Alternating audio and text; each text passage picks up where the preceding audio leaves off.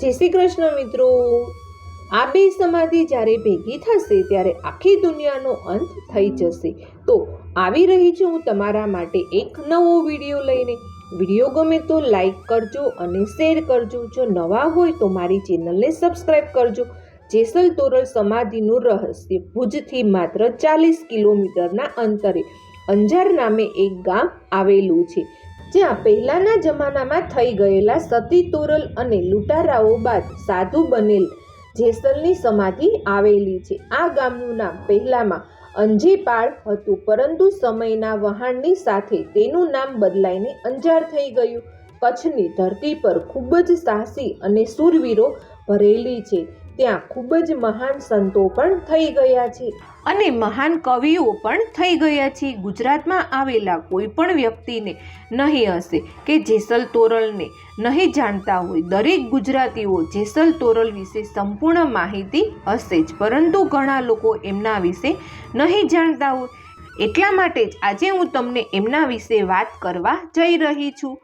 કચ્છના અંજારમાં આવેલા જેસલ તોરલની સમાધિ વિશે મિત્રો એવું સાંભળવામાં આવી રહ્યું છે કે જ્યારે આ બે સમાધિ જેસલ અને તોરલની સમાધિ ભેગી થશે ત્યારે આખી દુનિયાનો અંત થઈ જશે। એ વાત એકદમ સાચી છે અને તમે પણ હજુ સુધી કચ્છમાં આવેલ અંજારમાં આ સમાધિની મુલાકાત લીધી ના હોય તો જરૂર લેજો, તમને પણ સચ્ચાઈ વિશે ખબર પડી જશે। મિત્રો, જેસલ અને તોરલની સમાધિ ઘઉંના દાણા જેટલી રોજ આગળ વધી રહી છે અને ક્યારે બંને સમાધિ ભેગી થશે તેમાં શું થશે જે તમે વિચારી પણ નહીં શકો, અને આ સમાધિ બંને ક્યારે ભેગી થશે એની પણ સંપૂર્ણ માહિતી આજના વિડીયોમાં હું તમને જણાવી રહી છું।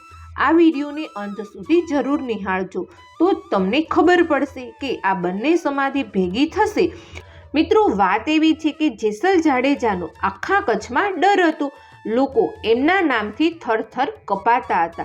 તેવું જ નહીં, એક નામ છે જેસલ તોરલ। કહેવાય છે કે 14મી સદીમાં મધ્ય ભાગમાં તેઓ થઈ ગયા હતા। ધરતીનો કાળો નાગ ગણાતો જેસલ મારધાડ, માણસોને મારવા, લૂંટફાટ કરવી, કુંવરી જાતને લૂંટી લેવી, ખેડૂતોનો પાક લણી લેવો, ઢોર ઢાખરને ઉપાડીને લઈ જવા, આ બધી જ બાબતો તેમના માટે સામાન્ય હતી। જેસલને એક વખત જે વસ્તુ પસંદ આવે તેને તે મેળવીને જ જપતો હતો। કાઠિયાવાડમાં સલડી ગામના સસતિયાજીને તોરલ નામની ઘોડી અને તેની પત્ની તોરલના લોકો ખૂબ જ વખાણ કરતા હતા। આ વાત જેસલના કાને પડતા તેણે તેને મેળવવાનો નિર્ણય કર્યો। તે લાગ જોઈને બેઠો હતો। એક વખત સસતિયાજી ઘરે ભજન કરતા હતા। બસ આ વાતની તક ઉઠાવીને તે રાત્રે પહોંચી ગયો। તેમના ઘોડારમાં અજાણતા માણસનો અવાજ સાંભળી તેમની ઘોડીએ ખીલેથી રાસને તોડી દીધી અને ભગત પાસે જઈને ઊભી રહી। ભગતે પાછી તેને લાવીને ખીલે જડી દીધી। તે વખતે ખીલાની સાથે જેસલનો હાથ પણ જડાઈ ગયો, પરંતુ તેને જરા પણ અવાજ ન કર્યો। સવારે જ્યારે પ્રસાદ વહેંચાયો ત્યારે 1 જણાનો પ્રસાદ વધ્યો। તે વખતે કોઈ પણ માપ વિના પ્રસાદ બનાવવામાં આવતો હતો અને ત્યારે જેટલા લોકો હોય તેમને પૂરો પડતો હતો। ન જરાય વધતું કે ન ઘટતું। ભગત ચિંતામાં પડી ગયા। ઘોડીનો અવાજ સાંભળીને તે ઘોડાર પાસે ગયા અને જોયું તો જેસલનો હાથ ખીલાની સાથે જોડાયેલો હતો। તેણે જેસલને બહાદુરીના વખાણ કરીને મુક્ત કર્યો। જેસલે તેમની પાસે તેમની ઘોડી અને તેની પત્નીની માંગ કરી તો ભગતે કહ્યું કે જો તું ધર્મનો રસ્તો સ્વીકારે તો હું તારી માંગણી પૂરી કરવા માટે તૈયાર છું। જેસલે આ વાતનો સ્વીકાર કર્યો અને તેમની ઘોડી અને તેમની પત્ની લઈને ત્યાંથી ચાલ્યો। રસ્તામાં દરિયો પાર કરવાનો હતો। નાવની અંદર બેસવાની સાથે જ ભયાનક વાવાઝોડું શરૂ થઈ ગયું અને નાવ હાલડોલ થવા લાગી।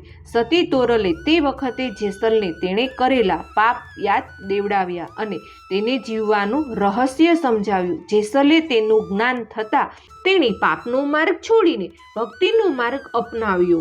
પૂરો વિડીયો જોવા બદલ ખૂબ ખૂબ આભાર। ગમે તો વિડીયોને લાઈક કરજો, શેર કરજો અને નવા હોય તો મારી ચેનલને સબસ્ક્રાઈબ કરજો। જય શ્રી કૃષ્ણ મિત્રો।